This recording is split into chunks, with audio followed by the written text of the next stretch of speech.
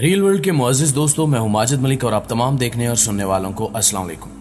ناظرین گرامی، جیسا کہ آپ کے علم میں ہے کہ یہودی ہر وقت اپنے مسیح یعنی دجال کا انتظار کرتے رہتے ہیں اور اس کی آمد کی دعا کرتے ہیں، لیکن ان کے لیے سب سے بڑا مسئلہ یہ ہے کہ وہ دجال کی آمد سے قبل تابوت سکینہ کو ڈھونڈنا چاہتے ہیں، جس کے لیے وہ آئے روز کوئی نہ کوئی جتن کرتے رہتے ہیں۔ یہی وجہ ہے کہ اب انہوں نے اس تابوت کو ڈھونڈنے کے لیے مسجد اقصی کی کھدائی بھی شروع کر دی ہے۔ آج کی ویڈیو میں ہم جانیں گے کہ انہیں کھدائی کرنے سے کون سی کامیابی ملی اور آخر یہ تابوت سکینہ کہاں سے آیا تھا اور اسے کہاں چھپایا گیا تھا۔ ناظرین گرامی، بیت المقدس اور مسجد اقصی میں تیزی سے آبادکاری کی منصوبہ بندی کے بہانے تابوت سکینہ کو ڈھونڈنے کی کوشش جاری ہے، جس کے لیے حال ہی میں مسجد اقصی کے جنوب مغربی کونے میں کھدائی سامنے آئی ہے۔ قابض ریاست کی جن سرنگوں نے القدس شہر اور الاقصی کے آس پاس کے علاقوں کو منتشر کر دیا، ان میں علی بوسی سرنگ شامل ہے، جو ایک طرف گنبد صخرہ اور دوسری طرف آبی گزرگاہ تک پھیلی ہوئی ہے۔ یہ سرنگ مختلف حصوں پر مشتمل ہے، جس کی دو شاخیں داخلی دروازے کے نیچے سے شروع ہوتی ہیں اور سلوان الاقصی کے جنوب میں اور البستان کے پڑوس میں ختم ہوتی ہیں۔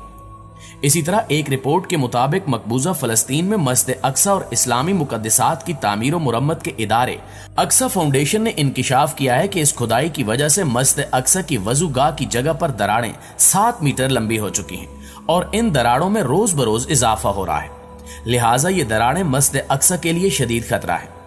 اس رپورٹ میں یہ بھی انکشاف کیا گیا کہ مسجد اقصی کو شہید کرنے کے لیے 7 کروڑ امریکی ڈالر کی خطیر رقم مختص کی گئی ہے۔ دوسری جانب فلسطینی مبصرین نے اس بھاری بھرکم صہیونی منصوبے کو براہ راست قبلہ اول کے خلاف سازش قرار دیتے ہوئے کہا ہے کہ یہ رقم کھدائیوں کے لیے نہیں بلکہ مسجد اقصی کو شہید کرنے کے لیے مختص کی گئی ہے، کیونکہ اس رقم کے استعمال سے مسجد اقصی کے گرد کھدائیوں کے ذریعے مقدس مقام کی بنیادیں کھوکھلی کی جائیں گی۔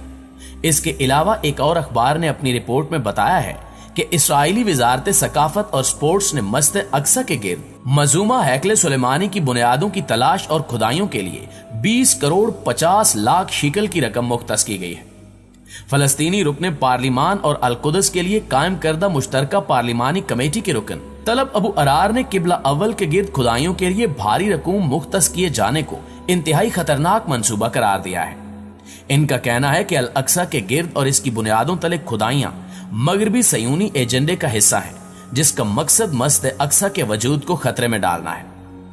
طالب ابو ارار نے مزید کہا کہ قبلہ اول کے ارد گرد کھدائیوں کا سلسلہ نیا نہیں ہے، بلکہ مذکورہ خطیر رقم کے منصوبے سے ظاہر ہوتا ہے کہ یہودی انتہا پسندوں کی حکومت قبلہ اول کے وجود کو ختم کرنے کی گھناؤنی سازش کی مرتکب ہو رہی ہے۔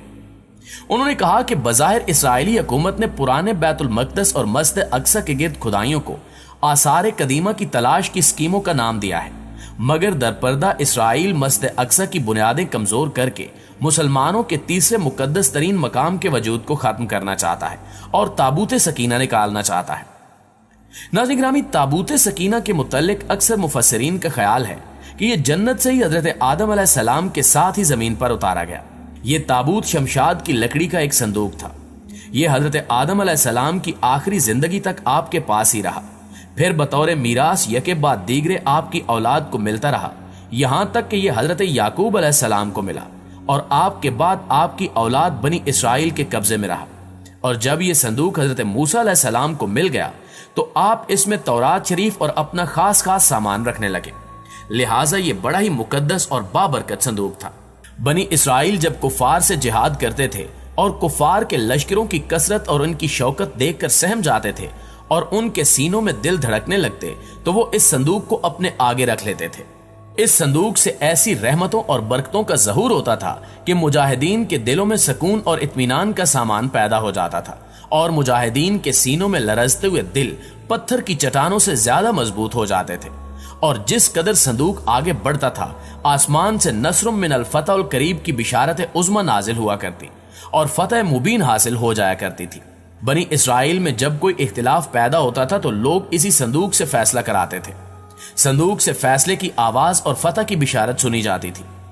بنی اسرائیل اس صندوق کو اپنے آگے رکھ کر اور اس کو وسیلہ بنا کر دعائیں مانگتے تھے تو ان کی دعائیں قبول ہوتی تھیں اور بلاؤں کی مصیبتیں اور وباؤں کی آفتیں ٹل جایا کرتی تھیں۔ अलगर्ज ये संदूक बनी इसराइल के लिए ताबूत सकीना, बरकत और रहमत का खजीना और नुसरत खुदाबंदी के नजूल का निहायत मुकद्दस और बेहतरीन जरिया था।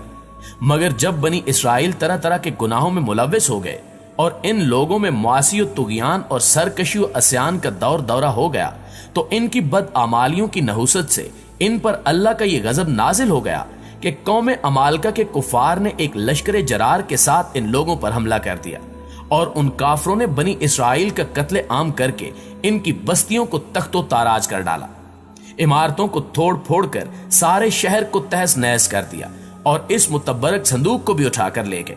इस मुकद्दस तबर्रक को निजास्तों के कूड़े खाने में फेंक दिया गया। लेकिन इस बेअदमी का कौम अमालका पर यह वबाल पड़ा कि ये लोग तरह तरह की बीमारियों और बलाओं में मुब्तला कर दिए गए। चुनांचे कौम अमालका के 5 शहर बिल्कुल बर्बाद और वीरान हो गए।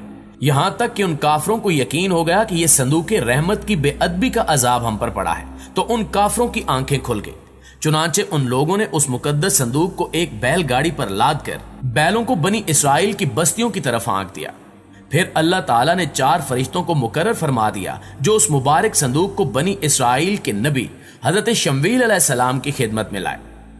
इस तरह फिर बनी इसराइल की खोई हुई नेमत दोबारा इनको मिल गई और ये संदूक ठीक उस वक्त हजरत शमवील अलैहिस्सलाम के पास पहुंचा जबकि हजरत शमवील अलैहिस्सलाम ने तालूत को बादशाह बना दिया था और बनी इसराइल तालूत की बादशाही तस्लीम करने पर तैयार नहीं थे और यही शर्त ठहरी थी कि मुकद्दस संदूक आ जाए तो हम तालूत की बादशाही तस्लीम कर लेंगे।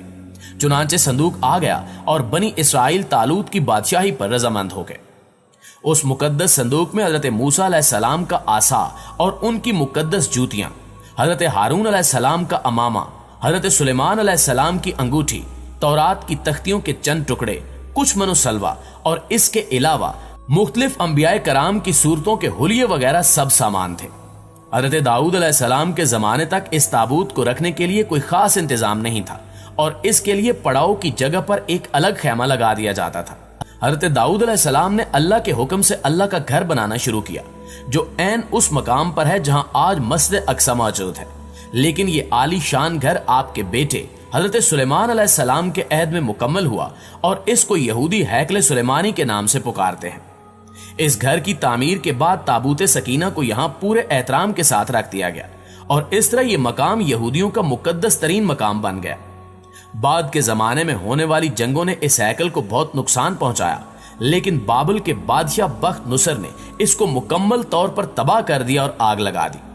वो यहां से माले गनीमत के साथ साथ ताबूत सकीना भी ले गया था और उस तबाही के नतीजे में आज असली हैकल सुलेमानी की कोई चीज बाकी नहीं है। इन तमाम तबाहियों के नतीजे में ताबूत सकीना कहीं गायब हो गया और उसका कोई निशान नहीं मिला। आज भी बहुत सारे माहिर आसार कदीमा और खसूसन यहूदी मजहब से ताल्लुक रखने वाले माहिरीन इसकी तलाश में सरगर्दा हैं ताकि इसको ढूंढकर वो अपनी उसी रूहानियत को वापस पा सकें जो कभी उनको अता की गई थी। ताबूत सकीना की मौजूदा जगह के बारे में मुख्तलिफ लोग क्या सराहियां करते रहते हैं।